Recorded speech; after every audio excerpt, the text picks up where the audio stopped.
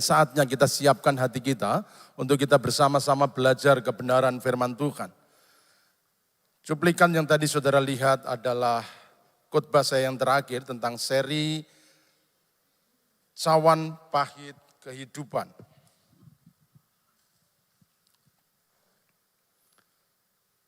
Saudara-saudaraku, hidup ini adalah campuran antara yang pahit dan yang manis. Keduanya seperti dua sisi mata uang yang selalu beriringan. Karena keduanya menjadi penentu. Mana yang pahit akan menentukan rasa manis yang kita nikmati. Dan rasa manis yang kita nikmati itu akan menentukan kepahitan hidup yang kita jalani.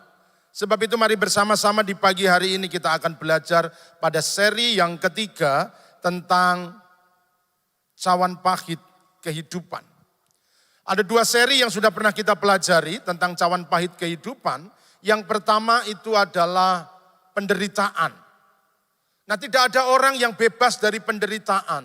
Dan tidak ada orang yang senang dengan penderitaan.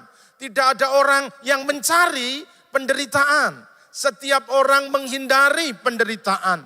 Tetapi setiap kita harus sadar bahwa dalam hidup ini kita tidak bisa melepaskan diri dari penderitaan.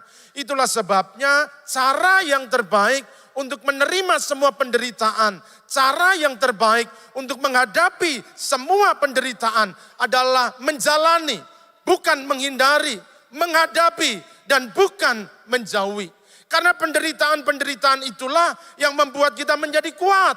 Penderitaan-penderitaan itulah yang membawa kita penuh dengan hikmat. Penderitaanlah yang membuat kita menjadi kokoh. Penderitaanlah yang membuat kita menjadi maju. Sebab itu, semua penderitaan yang kita hadapi, mari terima dengan lapang hati. Syukuri, karena melalui penderitaanlah yang membuat kita menjadi besar pada hari ini. Yang kedua, yang kita pelajari dari cawan pahit kehidupan, yaitu pengkhianatan. Nah, saudara-saudaraku yang tadi cuplikannya saya sudah lihat bahwa dalam hidup ini kadang-kadang ada pengkhianatan yang kita alami.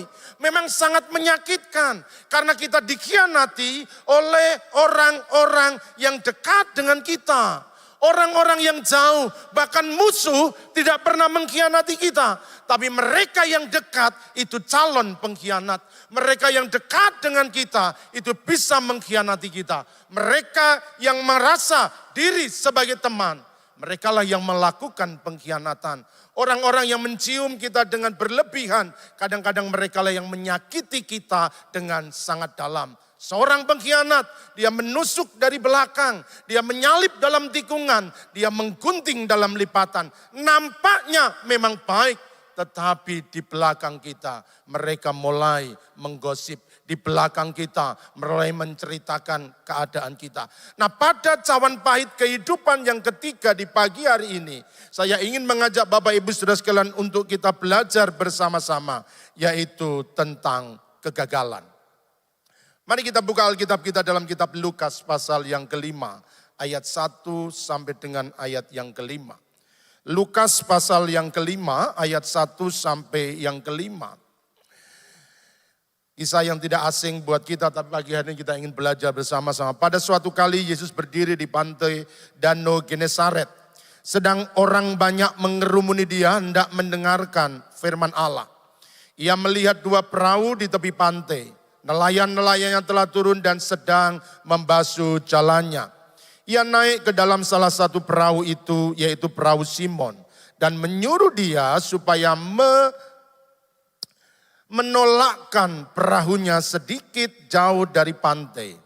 Lalu ia duduk dan mengajar orang banyak dari atas perahu.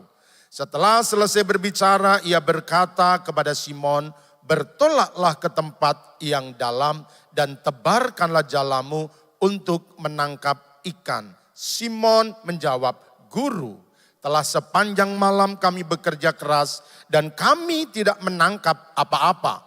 Tetapi karena engkau menyuruhnya, aku akan menebarkan jala juga." Saudara-saudara, kisah yang sering kali kita dengar adalah murid-murid Yesus ketika dia ada di tepi pantai dan ternyata mereka tidak membawa hasil tangkapan apa-apa. Bapak, Ibu, dan saudaraku yang dikasihi oleh Tuhan Yesus Kristus. Tidak ada orang yang ingin gagal dalam hidupnya. Kita semua ingin berhasil, amin. Kita berusaha, kita bekerja, pengen usaha kita berhasil. Anak-anak yang masih sekolah juga pengen sekolahnya berhasil. Orang-orang yang menikah, dia juga ingin rumah tangganya berhasil. Mereka yang sedang menempuh pendidikan di luar negeri, mereka juga ingin berhasil. Dalam seluruh kehidupan, kita menantikan, kita mengharapkan, kita memimpikan keberhasilan. Sedapat-dapatnya kita menghindari kegagalan. Sedapat-dapatnya kalau bisa jangan sampai gagal. Kita pengen semuanya berhasil. Tetapi kehidupan tidak selalu memberikan keberhasilan. Pengalaman-pengalaman yang kita alami tidak selalu berhasil dengan hal yang menyenangkan. Kadang-kadang dalam hidup ini kita diizinkan untuk mengalami kegagalan. Ada banyak orang yang mengalami kegagalan. Ada usaha yang gagal, ada hubungan yang gagal, ada rumah tangga yang gagal, ada studi yang gagal, ada jalinan kasih yang gagal. Ada banyak hal yang bisa terjadi kegagalan di dalam hidup ini. Faktanya pagi hari ini kita melihat bahwa murid-murid Yesus, orang-orang yang handal dalam mencari ikan, mereka dibesarkan di tengah-tengah lautan, mereka dididik tahu cara bagaimana mencari ikan.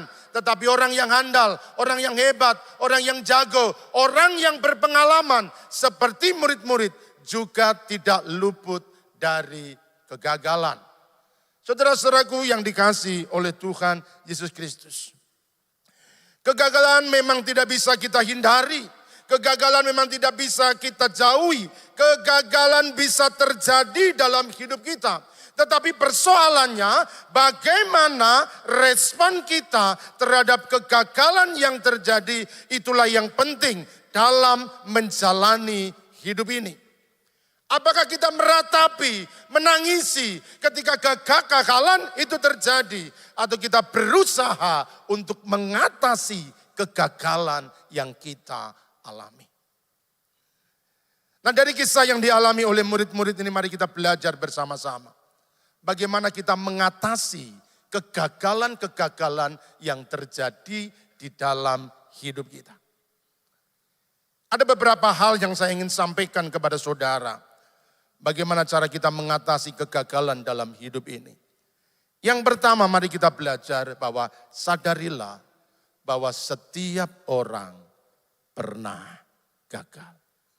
Siapa yang gak pernah gagal dalam hidupnya? Setiap kita pernah mengalami kegagalan. Banyak kegagalan yang saya alami. Tidak ada orang hidup di dalam dunia ini yang bebas dari kegagalan. Ayat yang kedua mengatakan demikian. Ia melihat dua perahu di tepi pantai, nelayan-nelayan telah turun dan sedang membasuh jalannya. Biasanya para nelayan ketika pulang dari lautan, maka mereka akan menyandarkan perahunya di pantai. Lalu mereka mulai menghitung ikan hasil tangkapan, memisahkan ikan yang besar dan yang kecil. Mereka akan memilih, tapi hari ini kita melihat bahwa nelayan-nelayan, murid-murid Yesus, mereka tidak menghitung ikan yang mereka tangkap, tetapi justru mereka sedang membasuh jalannya. Ini menjadi bukti bahwa mereka gagal untuk menangkap ikan. Tidak ada hasil yang mereka dapatkan. Bapak, Ibu, dan saudaraku yang dikasihi oleh Tuhan Yesus Kristus. Sekali lagi saya sampaikan kepada saudara bahwa tidak ada orang yang tidak pernah gagal. Di balik keberhasilan selalu tersembunyi kegagalan-kegagalan yang telah dialami. Nah, kalau kita melihat orang-orang yang sukses pada hari ini, mereka yang berhasil pada hari ini, mereka yang disebut dengan konglomerat, mereka orang-orang yang kaya di dunia, maka di balik kesuksesan yang mereka dapatkan pada hari ini, mereka juga pernah mengalami kegagalan berkali-kali. Tetapi kita tidak pernah tahu kegagalan yang mereka alami. Kita tidak pernah mengerti kegagalan-kegagalan yang terjadi dalam hidup mereka. Yang kita lihat hanya keberhasilannya, yang kita lihat hanya kesuksesannya. tetapi di balik sukses yang mereka dapatkan, selalu ada kegagalan yang tidak dapat mereka hindarkan. Oleh sebab itu jangan menilai, melihat seseorang hanya dari keberhasilannya. Karena di balik segala keberhasilan yang mereka dapatkan, selalu ada kegagalan-kegagalan yang mereka telan. Itulah cawan pahit dari kehidupan. Kita memang tidak mau gagal, tetapi kadang-kadang usaha kita menjadi sia-sia. Kerja keras kita tidak membuahkan hasil. Sepanjang malam murid-murid bekerja mencari ikan, tetapi pagi hari tidak mendapatkan apa-apa. Saudara-saudaraku yang dikasihi oleh Tuhan, Alkitab menulis dengan tinta emas orang-orang yang gagal sebagai tokoh-tokoh iman. Abraham pernah gagal, Musa pernah gagal, Daud pernah gagal, Salomo pernah gagal, Saul pernah gagal, Nabi Elia pernah gagal. Semua orang pernah mengalami kegagalan. Itulah sebabnya sekali lagi mari menyadari bahwa setiap orang pernah gagal. Kalau hari ini saudara gagal, ingat, saudara tidak sendiri. Ada banyak teman, ada banyak sahabat, ada banyak orang juga mengalami kegagalan. Saya tulis quote seperti ini, mari kita baca bersama-sama. Yang atas saja. Ya, 1, 2, 3. Gagal sebab gagal itu biasa. Amin. Gagal itu biasa. Sebab karena kegagalan yang membuat kita bisa. Seorang penulis buku yang bernama Billy Lim, dia menulis buku Dare of Fail. Dan dia menulis di situ, mencatat sebuah survei, dikatakan demikian, bahwa seorang bayi, anak kecil, rata-rata membutuhkan 240 kali jatuh, bangun, sampai akhirnya dia berhasil. Jadi kalau saudara bisa berdiri pagi hari ini, ingat 240 kali sudah pernah gagal. Kalau dulu masa kecil untuk belajar berjalan saja, kita mengalami kegagalan berulang-ulang. Lalu kenapa kita harus terpuruk kalau hari ini kita mengalami kegagalan? Kenapa kita harus menangis kalau kita mengalami kegagalan? Kegagalan itu bagian dari kehidupan. Gagal itu biasa. Sebab karena gagal membuat saudara dan saya menjadi bisa. Saudara yang ahli pada hari ini, saudara yang jago masak, saudara yang jago main gitar, saudara yang jago main musik, itu tidak datang tiba-tiba. Itu proses panjang antara jatuh dan bangun, keberhasilan dan kegagalan. Tapi justru kegagalan-kegagalan yang terjadi dalam hidup kita, itu mengantarkan kita menjadi orang yang bisa pada hari ini. Kalau syukuri untuk semua usaha saudara yang maju, sekalipun ada kegagalan-kegagalan yang pernah kita alami. Itulah sebabnya kalau hari ini saudara mengalami kegagalan, sekali lagi ingatlah bahwa kegagalan bukanlah akhir dari segala-galanya. Kegagalan yang kita alami membuat kita untuk menjadi bisa melakukan yang lebih baik lagi. Seorang presiden Amerika yang ke-26 yang bernama Theodore Roosevelt, dia pernah berkata demikian, satu-satunya orang yang tidak pernah melakukan kesalahan adalah orang yang tidak pernah melakukan apa-apa. Kalau saudara tidak mau gagal, berdiam diri saja. Kalau saudara tidak mau gagal, diam saja, jangan bekerja, jangan lakukan apa-apa. Sebab hanya orang yang tidak bekerja, yang tidak pernah gagal. Kalau siap berusaha, kalau siap untuk bekerja, maka bersiaplah untuk menjemput kegagalan. Amin. Semua orang pernah gagal. Saudara-saudaraku yang dikasihi oleh Tuhan. Bagian yang kedua, ketika kegagalan itu terjadi dalam hidup kita, apa yang perlu kita lakukan? Maka saya memberikan saran yang kedua, sampaikanlah semua kegagalan kepada Tuhan.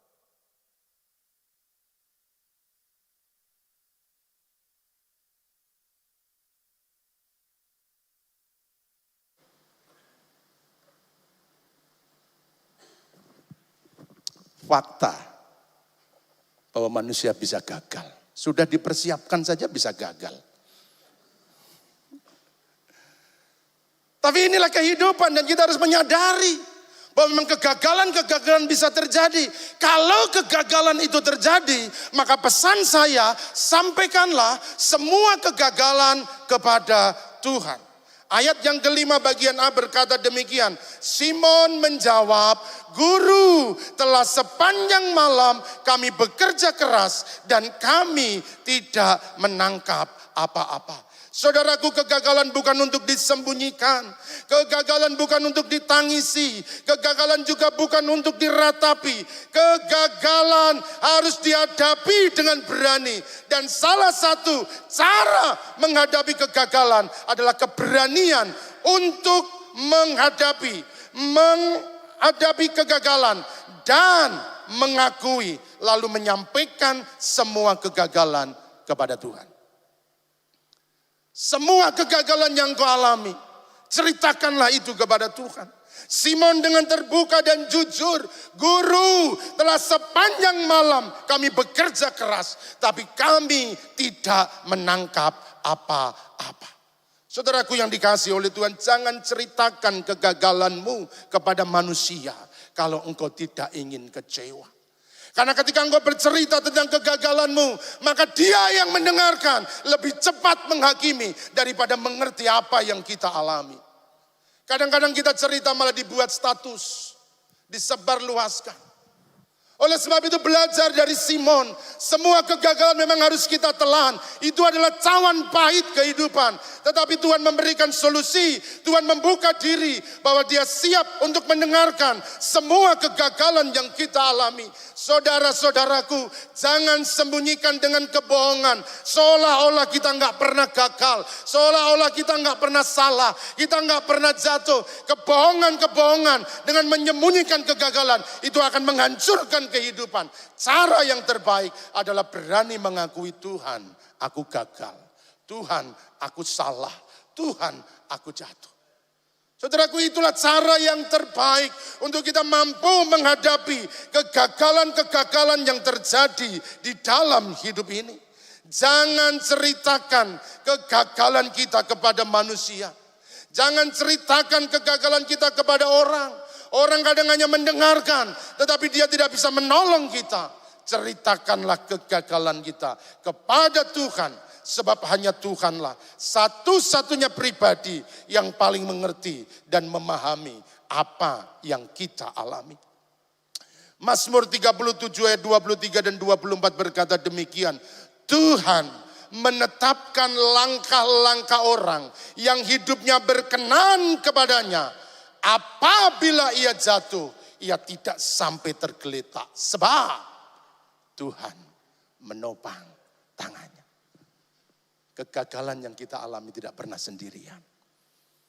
Ada tangan Tuhan yang siap menopang kita. Orang-orang yang benar, orang-orang yang berkenan kepadanya, memang tidak bisa menghindari kegagalan.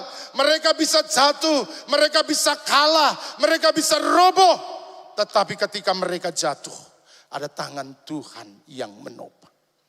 Itulah sebabnya di pagi hari ini semua kegagalan yang engkau alami, semua kegagalan yang sedang terjadi dalam hidup kita, apapun itu, mungkin usahamu sedang gagal, hubunganmu dengan pasangan sedang gagal, kuliahmu sedang gagal, apapun yang terjadi, sampaikanlah kepada Tuhan. Sebab Dia menopang tangan kita. Tuhan selalu menyediakan telinga untuk mendengarkan. Tangannya siap untuk menopang setiap kegagalan yang kita alami. Saudara-saudaraku, beranilah menghadapi kegagalan. Karena kegagalan adalah bagian dari keberhasilan. Semua keberhasilan selalu melewati kegagalan demi kegagalan. Dan jika kegagalan itu terjadi, maka beritahukanlah, sampaikanlah kepada Tuhan melalui doa-doamu. Yang ketiga, bagaimana cara kita mengatasi kegagalan ketika kegagalan itu terjadi? Bahwa sadarilah kegagalan adalah titik balik menuju kehidupan yang lebih baik. Kegagalan adalah titik balik menuju kehidupan yang lebih baik. Ayat yang keempat. Setelah selesai berbicara, ia berkata kepada Simon, bertolaklah ke tempat yang dalam dan tebarkanlah jalamu untuk menangkap ikan. Sekali lagi, setelah selesai berbicara, ia berkata kepada Simon, bertolaklah ke tempat yang dalam. Dari kegagalan yang dialami oleh Simon dan kawan-kawan, dan Yesus memerintahkan, bertolaklah ke tempat yang dalam dan tebarkanlah jalan. Saudaraku, bahwa kegagalan bukan akhir dari segala-galanya. Kegagalan justru menjadi titik balik, menjadi kehidupan yang lebih baik. Kegagalan-kegagalan yang kita alami itu justru mendekatkan kita kepada keberhasilan. Seorang ilmuwan yang bernama Thomas Alva Edison, dia penemu lampu pijar sehingga bisa membuat siang menjadi lebih panjang ketimbang malam. Karena ada lampu yang menerangi. Dan hari ini kita menikmati hasilnya. Berkali-kali dia mengalami kegagalan dalam dia membuat percobaan untuk mendapatkan lampu pijar ini. Karena begitu terkenal, ada begitu banyak data yang sangat berbeda-beda. Ada yang bilang 999 kali. Ada yang bilang 1000 kali. Ada juga yang menulis 10.000 kali. Entah berapa yang benar, memang tidak ada data yang paling tepat. Tetapi kita melihat satu ungkapan yang dia katakan demikian. Bahwa semua kegagalan yang dia alami itu tidak pernah dianggap sebagai sebuah kegagalan. Dia mengatakan demikian, aku tidak pernah gagal. Aku hanya menemukan cara-cara yang tidak benar untuk membuat lampu pijar. Justru dari kegagalan-kegagalan yang dia alami itu mendekatkan dia pada keberhasilan. Pada akhirnya ketika dia setelah mengalami kegagalan berulang kali, dia mendapatkan hasil, yaitu lampu pijar yang kita nikmati pada hari ini. Bapak Ibu yang dikasihi oleh Tuhan Yesus Kristus. Kegagalan yang dialami oleh murid-murid justru membawa mereka mengalami kehidupan yang lebih baik dari sebelumnya. Ketika kegagalan itu terjadi, mereka mungkin kecewa, mereka mungkin sedih karena sudah sepanjang malam mereka bekerja dan tidak menangkap apa-apa. Mereka telah mengeluarkan dana, biaya, tenaga, sewaktu semua dia korbankan, tetapi tidak ada ikan yang dihasilkan. Mereka sedih, yes.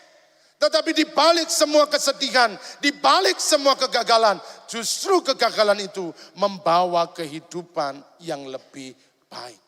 Saya ingin menunjukkan kepada saudara bagaimana perubahan hidup yang lebih baik yang dialami oleh murid-murid. Ayat yang ke-6 berkata demikian. Dan setelah mereka melakukannya, mereka menangkap sejumlah besar ikan, sehingga jala mereka mulai koyak. Perhatikan, kegagalan bukan menghancurkan. Kegagalan justru menjadi titik balik untuk kehidupan yang lebih baik. Kegagalan mendekatkan kita kepada keberhasilan.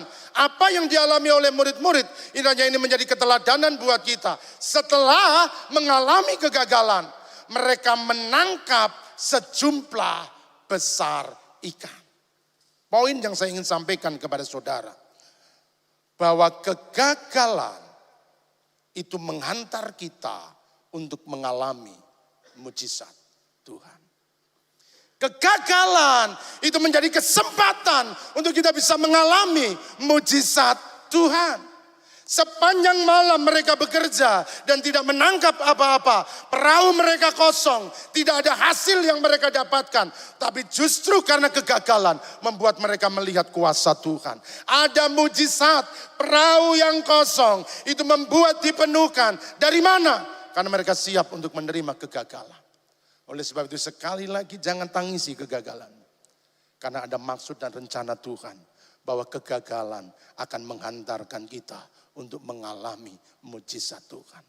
Perahu mereka kosong, tetapi justru karena kosong itu membuat Tuhan bisa mengisi perahu mereka dengan ikan yang penuh. Saudara-saudaraku yang dikasihi oleh Tuhan Yesus Kristus. Kegagalan-kegagalan itu selalu memberikan kesempatan untuk kita bisa mengalami kuasa Tuhan. Maka bersyukurlah di tengah-tengah kegagalan yang kita alami. Sebab kalau engkau mengalami kegagalan, maka itu menjadi kesempatan buat Tuhan untuk Dia menyatakan kuasanya di dalam hidup kita. Kalau perahu murid-murid penuh, maka Tuhan tidak bisa mengisi apa-apa. Tetapi justru mereka gagal dan perahu mereka kosong. Maka itu kesempatan Tuhan untuk mengisinya. Kalau engkau gagal, maka bersyukurlah. Karena sebentar ada mujizat Tuhan yang akan dinyatakan. Memang menyakitkan, memang tidak menyenangkan. Tetapi kita harus melihat kegagalan-kegagalan yang terjadi. Kesempatan buat Tuhan untuk menyatakan kuasa. Saudara-saudaraku yang dikasihi oleh Tuhan. Kadang-kadang Tuhan mengizinkan kegagalan-kegagalan kita alami. Sebab memang Dia ingin menunjukkan kuasanya, pertolongannya, berkatnya kepada kita. Melalui kegagalan Tuhan memaksa kita untuk melepaskan apa yang baik di dalam tangan kita. Supaya kita bisa menerima yang terbaik dari Tuhan. Kenapa kita belum menerima yang terbaik dari Tuhan? Karena selama ini kita selalu menggenggam yang baik menurut kita. Kita tidak pernah mengalami kuasa Tuhan. Itulah sebabnya Tuhan mengizinkan mengalami kegagalan. Supaya Tuhan bisa memberikan yang terbaik dalam hidup kita. Untuk menerima yang terbaik, maka satu-satunya cara, saudara lepaskan dari genggamanmu apa yang kau anggap baik. Biarkan itu kosong, supaya Tuhan bisa mengisi yang terbaik di dalam hidup kita. Selama saudara tetap menggenggam apa yang baik menurut kita, kita tidak pernah menemukan yang terbaik dari Tuhan. Nelayan-nelayan merasa selama ini dia sudah mendapatkan hasil yang baik. Mereka memang mendapat ikan. Setiap pergi mereka mendapat ikan. Tetapi berbeda apa yang Yesus berikan. Alkitab mencatat mereka menangkap sejumlah besar ikan. Kenapa yang besar harus ditonjolkan? Bukankah kemarin mereka juga menangkap ikan? Yes, kemarin mereka memang menangkap ikan. Minggu lalu mereka menangkap ikan. Bulan lalu mereka menangkap ikan. Tapi hari ini ketika mereka melewati kegagalan, mereka menangkap sejumlah besar ikan. Ikannya bukan biasa. Yang ditangkap adalah ikan yang besar. Saudara-saudaraku yang dikasihi oleh Tuhan. Ayat yang ke-7. Dikatakan, lalu mereka memberi isyarat kepada teman-temannya di perahu yang lain supaya mereka datang membantunya. Dan mereka itu datang lalu mereka bersama-sama mengisi kedua perahu itu dengan ikan hingga hampir tenggelam. Saudara mengerti kenapa kadang-kadang Tuhan memberikan kegagalan dalam hidup kita. Semua perencanaan saudara buat. Dikalkulasi dengan matang, dihitung dengan perincian. Tetapi kadang-kadang kegagalan terjadi. Tuhan ingin bahwa melalui kegagalan kita punya empati kepada sesama. Kapan mereka berbagi ikan? Apakah kemarin ketika menangkap ikan mereka berbagi kepada orang lain? Mereka tidak pernah berbagi kepada orang lain. Tetapi ketika mereka gagal untuk menangkap ikan, lalu Tuhan menyatakan kuasanya, mereka ditolong oleh Tuhan. Tapi dari kegagalan itu menumbuhkan rasa empati kepada orang lain. Simon dan kawan-kawan melihat malam ini bukan kita saja yang gagal. Ada banyak perahu di sekitar kita yang kosong. Kegagalan-kegagalan akan menumbuhkan rasa empati kita kepada orang lain. Itulah sebabnya Tuhan mengizinkan kegagalan terjadi. Supaya tumbuh belas kasihan. Supaya tumbuh kemurahan kepada sesama. Ada perahu yang kosong yang perlu dipenuhkan. Kadang-kadang kita berkeras hati karena banyaknya berkat yang kita miliki. Dan Tuhan kira memotong dengan kegagalan. Supaya kita bisa merasakan bagaimana rasanya orang yang gagal. Supaya kita merendahkan orang yang sedang gagal. Supaya kita tidak menghina orang yang gagal. Itulah sebabnya Tuhan menumbuhkan empati. Saya pernah gagal. Saya pernah salah. Saya pernah jauh. Sehingga kita bisa memahami perasaan yang dialami oleh kawan-kawan kita yang mengalami kegagalan. Kalau engkau selalu ada di atas, engkau hanya merendahkan orang, mengecilkan orang lain. Dan kegagalan-kegagalan yang kita alami, itu yang membuat kita memiliki rasa empati. Yang kedelapan,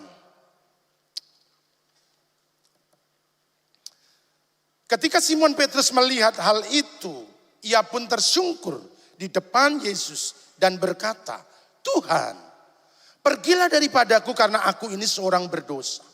Saudara bisa melihat bagaimana perbedaan yang dialami oleh Simon Petrus. Ketika pertama kali dia gagal, Yesus berkata, tebarkan jalamu. Dan dia berkata apa? Guru, sepanjang malam kami bekerja keras dan kami tidak mendapat apa-apa. Tetapi melalui kegagalan-kegagalan yang dia alami, sekarang dia tidak memanggil Yesus sebagai guru. Dan dia memanggil Yesus sebagai Tuhan. Pergilah daripadaku karena aku orang berdosa. Ada perubahan dari pengenalan seorang guru. Sekarang Petrus mengenal dia sebagai Tuhan. Saudaraku, kegagalan-kegagalan yang kita alami. Yang pertama itu menyadarkan kita akan keterbatasan diri. Dan sekaligus kegagalan itu menolong kita untuk melihat kebesaran Tuhan. Setiap kegagalan itu harus menyadarkan kita bahwa semua yang kita miliki, kemampuan, pikiran, daya, ada batasnya. Cuma Tuhan yang berkuasa, yang tidak memiliki batasan. Tuhan kadang-kadang mengizinkan kegagalan terjadi supaya kita sadar bahwa kita manusia yang lemah, kita butuh Tuhan. Tanpa Tuhan kita tidak bisa apa-apa. Tanpa Tuhan kita tidak bisa melakukan apa-apa. Jangankan melakukan, untuk bernapas pun kita butuh kemurahan Tuhan. Oleh karena itu semua kegagalan yang kita alami, biarlah membawa kita pada kerendahan hati. Dan kita menyadari Tuhan, tanpamu kami tak mampu. Tanpamu kami tak bisa, kami perlu Engkau.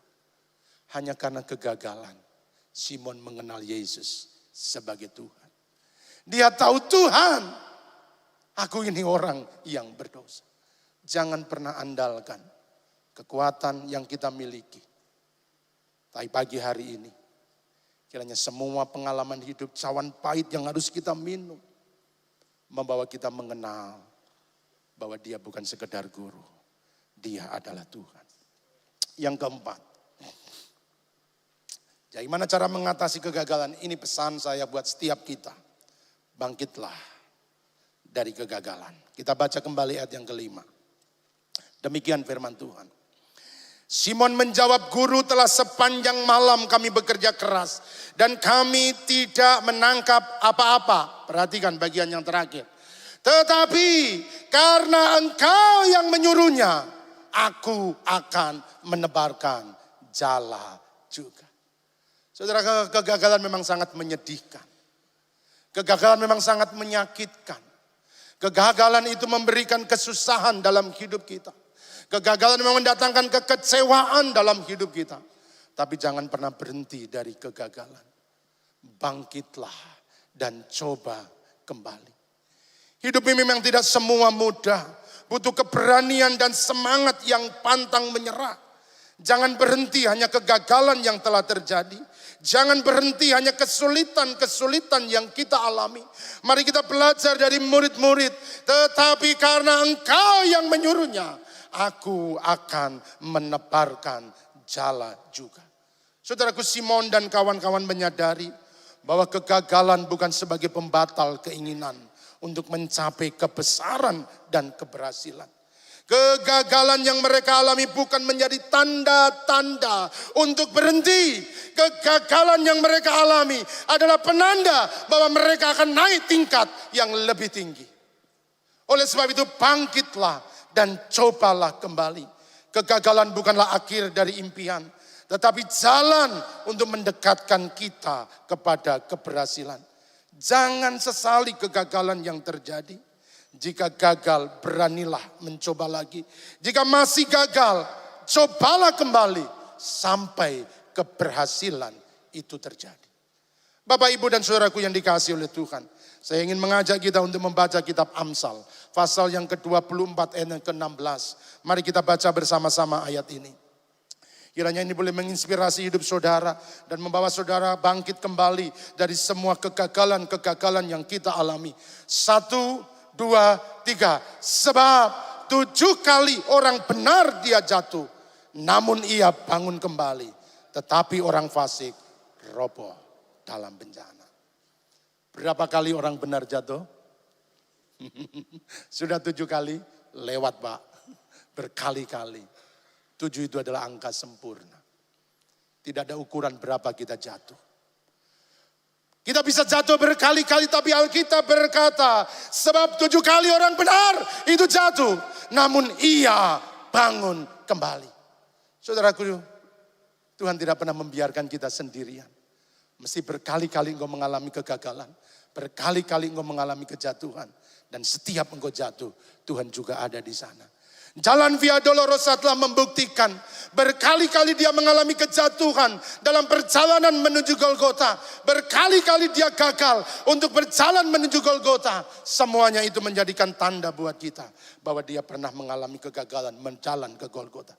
Supaya dia tahu bahwa ada anak-anak Tuhan yang mungkin gagal dalam perjalanan hidupnya. Tetapi di tengah-tengah kegagalan kita tidak pernah sendirian. Saya punya gambar yang sangat baik. Suka tinju? Ya. KO. Tapi inilah kehidupan.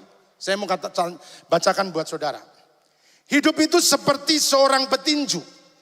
Anda tidak kalah saat jatuh. Anda kalah kalau tidak bangkit kembali. Petinju itu biar jatuh berkali-kali, selama masih bisa bangun, dia belum kalah. Dia kalah kalau sudah tidak bisa bangkit kembali. Seorang pemenang bukan orang yang tidak pernah gagal. Pemenang gagal berkali-kali, tetapi dia tidak pernah menyerah. Saudara jatuh, saudara gagal, saudara tidak kalah. Tetapi saudara kalah ketika saudara menyerah. Hari ini apapun kegagalan yang engkau alami, jangan pernah menyerah. Karena ada Tuhan yang menopang. 7 kali orang benar itu jatuh, tetapi dia akan bangkit kembali. Saudaraku, barangkali dalam pengiringan kita kepada Tuhan, berkali-kali kita mengalami kegagalan. Tapi hari ini bangkitlah. Seorang anak bungsu ketika dia gagal, dia meninggalkan rumah bapaknya. Dan dia berkata, aku sudah gagal, tapi aku mau kembali ke rumah bapak. Karena di rumah Bapa ada cinta, di rumah Bapa ada kasih, di rumah Bapa ada pengampunan, di rumah Bapa ada belas kasihan. Dan dia mencoba untuk bangkit. Dari semua kekuatan yang tersisa, dia berdiri dan berjalan ke rumah Bapa. Apa yang terjadi? Di rumah Bapa dia dipulihkan. Di rumah Bapa hubungannya diperbaiki. Di rumah Bapa semua kegagalan yang dia alami dipulihkan. Karena kasih dan cinta Bapa. Pagi hari ini saya tidak tahu kegagalan apa yang sedang saudara hadapi. Tetapi kiranya kebenaran firman Tuhan ini mendorong kita. Untuk kita bisa melihat kegagalan-kegagalan dalam perspektif kebenaran. Memang tidak menyenangkan mengalami kegagalan.